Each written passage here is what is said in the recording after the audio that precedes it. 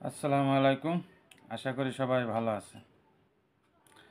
হাসিনার আমলে ভুয়া মামলায় অচল প্রায় আদালত পাড়া।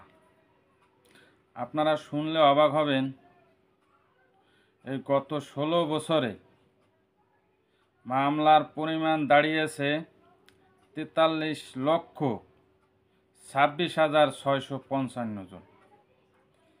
এই যে গত 16টা বছরে যে মামলা, 43 লক্ষেরও বেশি মামলা, কোত্থেকে আসলে এত মামলা? আগে তো এত মামলা ছিল না। সব বেশিরভাগ ক্ষেত্রেই দেখা যায় এই মামলাগুলো বিরোধী দল নিপীড়নের জন্য। আপনি একজন সাধারণ মানুষ, সে যদি ফেসবুকে একটা সরকার বিরোধী পোস্ট দিয়েছে, অর্থাৎ সরকারের বিরুদ্ধে সমালোচনা করছে, সরকারের খারাপ কাজের সমালোচনা করছে, তার বিরুদ্ধেও মামলা হয়েছে।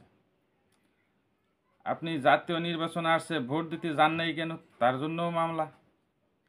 আবার স্থানীয় নির্বাচন আসছে, ভোট দিতে যান নাই কেন, তাতেও মামলা। মামলা কথায় কথায় মামলা। গাড়ি যদি পড়ছে উত্তরবঙ্গে, মামলা হয়েছে দক্ষিণবঙ্গে। এই মামলায় মামলায় 16টা বছর সাধারণ মানুষের ভোগান্তির শেষ ছিল না।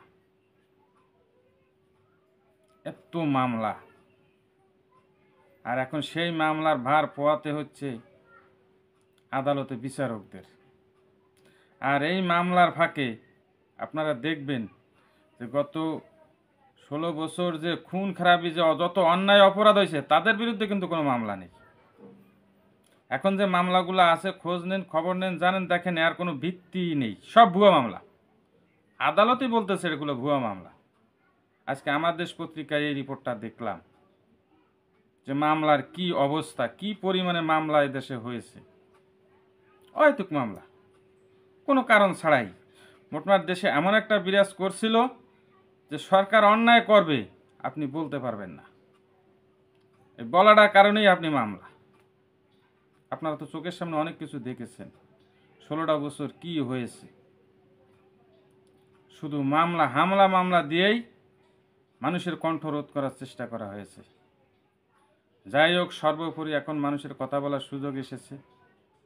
আমরাও চাই যে মামলাগুলো তাড়াতাড়ি খারিজ হয়ে যাক, নিরপরাধ মানুষ তারা মুক্ত পাক, যারা অপরাধী তারা শাস্তি পাক। এজন্য